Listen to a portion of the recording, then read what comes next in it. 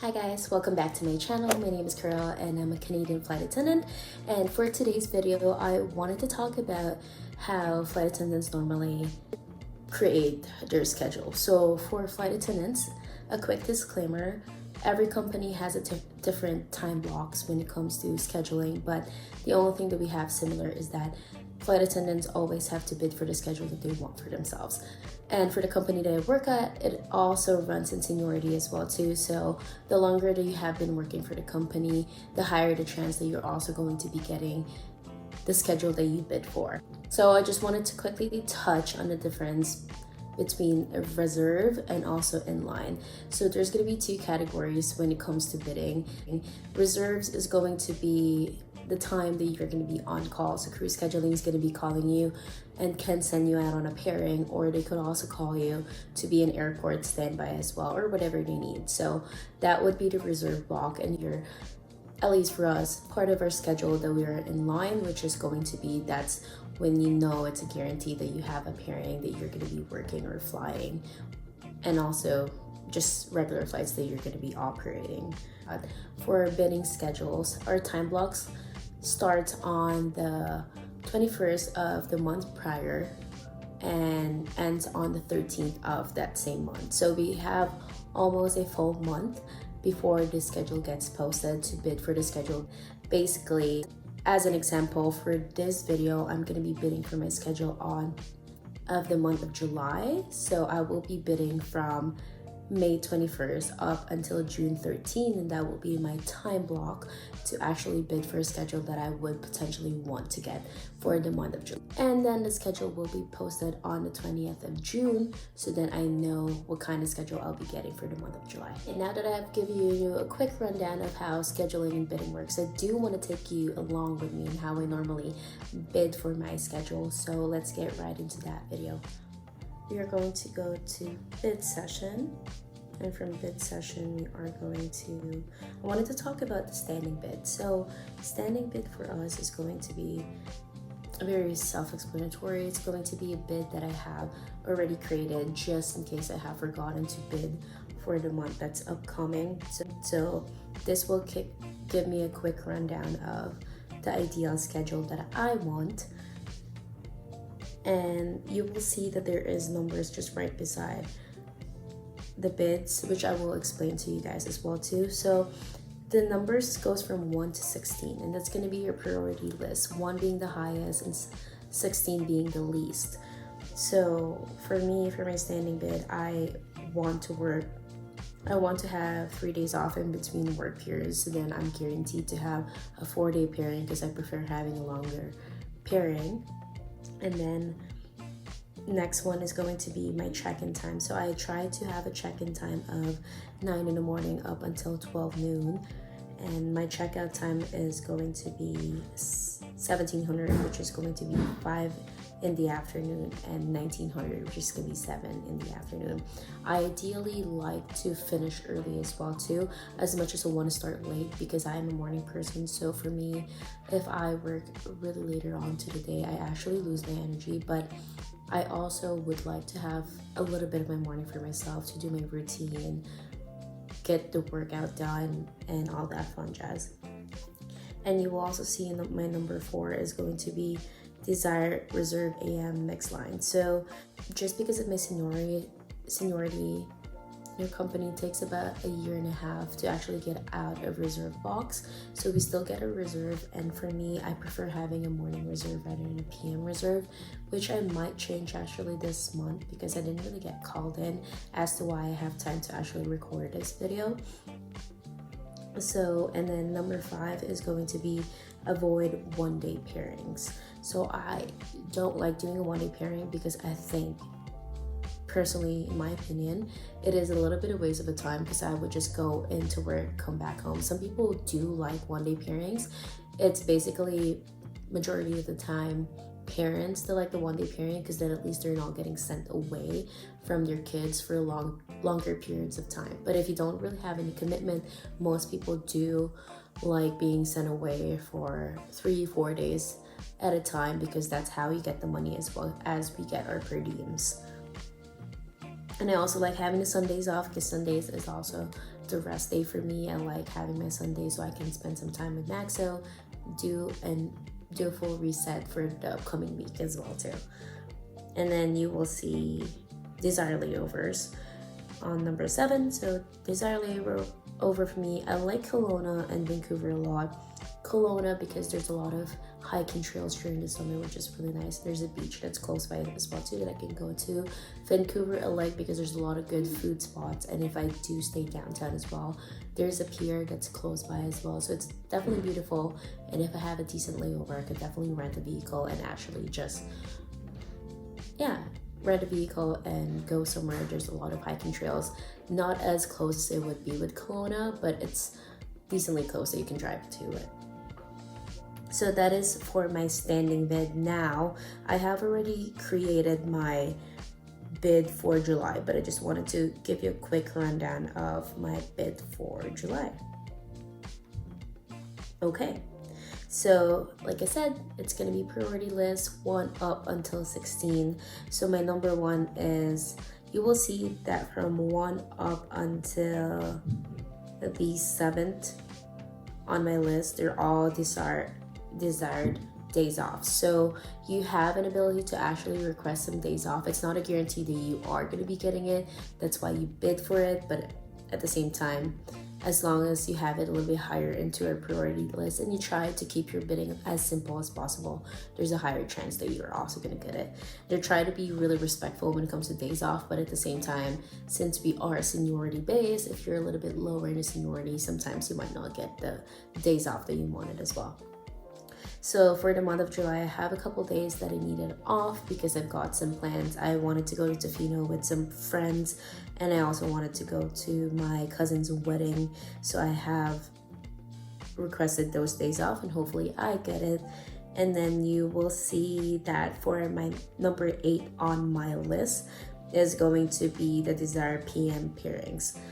So I'm requesting for PM pairings right now because it is summer and the days are a little bit longer and IROPs are not as bad.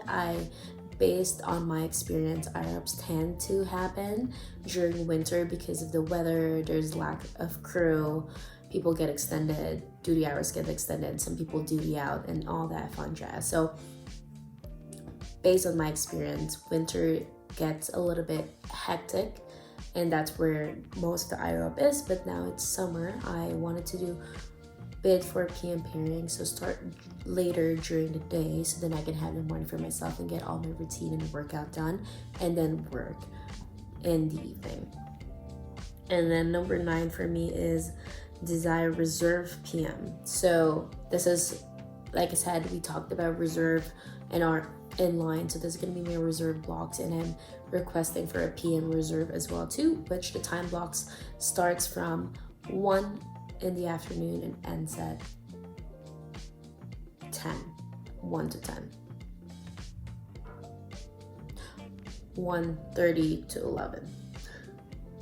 I'm losing my mind.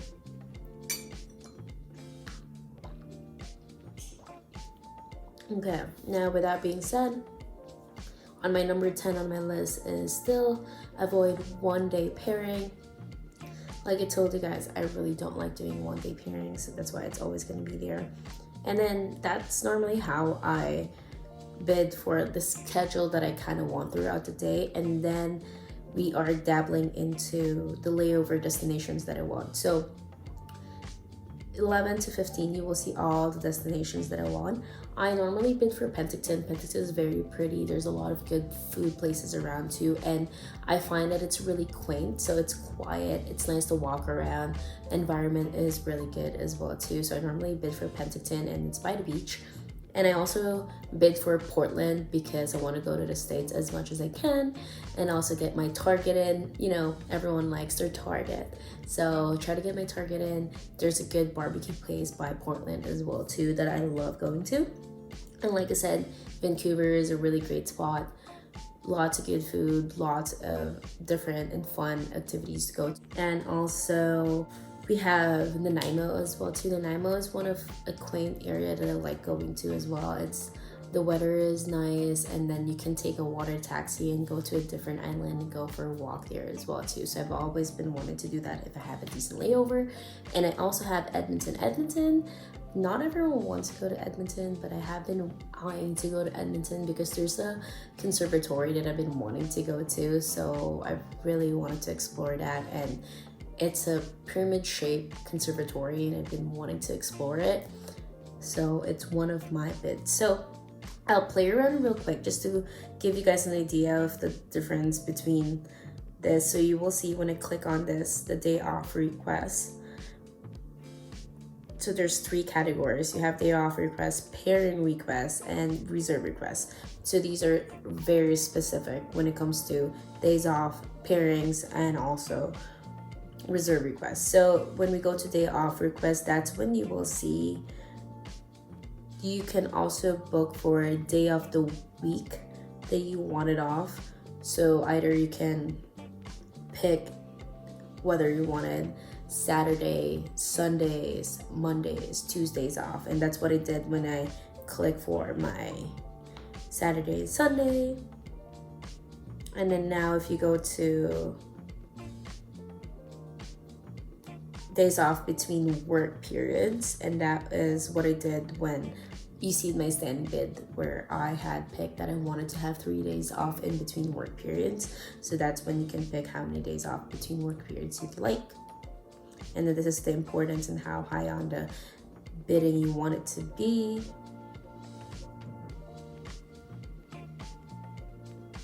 And then you will see specific dates off. So this is what I mainly had on this bid, which caters towards just the calendar and picking which days in the calendar you want to have days off. Perfect. Now we're going to do pairing requests. So out of all these categories, pairing requests have the most for you to pick from. So like I said, you have the AM, PM pairings, check in and check out. Those are the ones that you have seen in my standing bid. I wanted to check in at 9 a.m. and end at 12 noon, and then check out and be released at 5 p.m. and the latest will be at 7 p.m. So you also have the flight destinations. I personally do not use the flight destinations as much, so I don't really know what it does. I'm assuming it's just places that, so if you wanted to do a specific leg, so leg for us is the flight. We call flights leg. So if you want to do a specific leg and go from Calgary to Edmonton and then whatever other flight that you want to, but I don't think anyone really uses it. Layover is where it's at because that's where you're going to be ending for the day. So that's very important for me. And you will see in the layover, there is a lot of options. Most of these codes I already know by heart because I've been flying for almost a year. So you'll see you have a choice whether you want to do desire or avoid a layover destination. Depends if you really want it. But in my personal opinion, avoiding a layover destination is kind of a waste of a bid. So I don't really use it. But you will see different layover destinations. So we have Portland, Nanaimo, Edmonton, Kamloops, Kelowna, Fort Mac, Regina, Thunder Bay, Grand Prairie, Vancouver, Winnipeg, Saskatoon, Fort St. John, Prince George, Penticton, and Victoria. So there's all of those options. You know the airport codes. As I remember beginning of this work, I have no idea how to remember the airport codes, but you fly so much that you just remember it off the top of your head. So after the layover destination, so pairing ends with deadhead. So this one's ends with deadhead departing from. So this one is really handy, but it's mainly handy for people that are commuters. So commuters are the ones that are not living in base. So there's only one base now, at least for the airline that I work at and our aircraft, and it's only in Calgary. Before there were 2 bases. There's Toronto and also Calgary. They had gotten rid of Toronto, so we're only doing Calgary now. But some people cannot afford to live in Calgary or are not from Calgary, but they just want to have or just want the job, so they would still apply. So what they would do is they would commute and they would go from point A to point B. So they would fly into Calgary, say coming from Edmonton or coming from Grand Prairie. So that's when the deadhead is very handy, because that gives you a flight and not having to pay for a commuting flight, because a commuter has to normally, at least now, has to pay for their commuting flight going into the base that they are from. So adding a deadhead helps out, because at least you are starting your day with a deadhead coming from Edmonton to Calgary. I believe that's what it is. I never really use it. Okay. So now we are going to red eye flip pairings. It's not something that we use as much, honestly, because we don't really do red eye flights right now, because I'm only flying domestic. So the latest flight that we have is going to be at 11, which lands normally at around 12 midnight, closer to 1 in the morning. So I'm not going to dabble in that. And then last but not the least is going to be reserve request. So that's when you see these are very simple. So you just pick reserve AM or reserve PM. So say that you want them, and then the reserve box, this is the one where you get to pick whether you want to say that I want to avoid reserve, I want to. So it gives you an option if you want to avoid reserves, which in my case is not very applicable, because I'm only 1 year into the company, and normally for you to be able to not get reserve, you have to be about a year and a half into the company. So you can have desire or avoid it. So that is pretty much it. I want to quickly show you guys my personal calendar as well. So in the personal calendar, you will see a rough idea of how my month goes. This doesn't have a whole lot of, but you will see that for the month of June, I had some specific RDO, which is requested days off, that was given to me. And then I have my reserve block that started in the 1st of June, 30th of June, that goes all the way to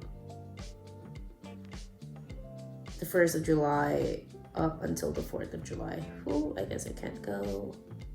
But anyway, you will also see that I have TR, which is going to be my training period. So for us flight attendants, at least for the company that I work at, we actually get requalified every year, just to make sure that every information is fresh in our minds when it comes to safety, evacuation drills, first aid, and all that fun jazz. So that actually gets rehashed with us, and we have to do our e-learnings, we have to do our exams again, and we also have to do our annual drills in person for 2 days. So yeah, that's everything that I have.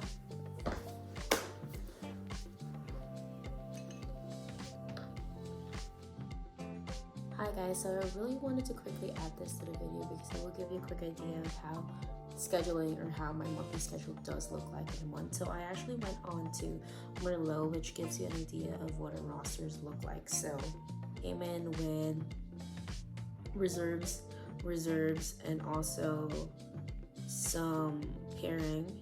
I've got a couple 4-day pairing, 2 4-day pairing for the month, and you will see my flight time and also my time away from base. The last one as well was really busy for me. I wanted to show you my standard, so you guys have an idea of what my standard schedule looks like. So this is my standard schedule.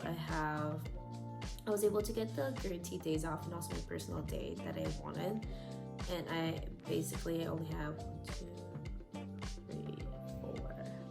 4 days off in between my month, so it made it a really hectic and busy month, which is nice, because I had quite a bit of pairings that I was able to pick up. So I just wanted to quickly show you guys what our schedule looks like. So that is basically my schedule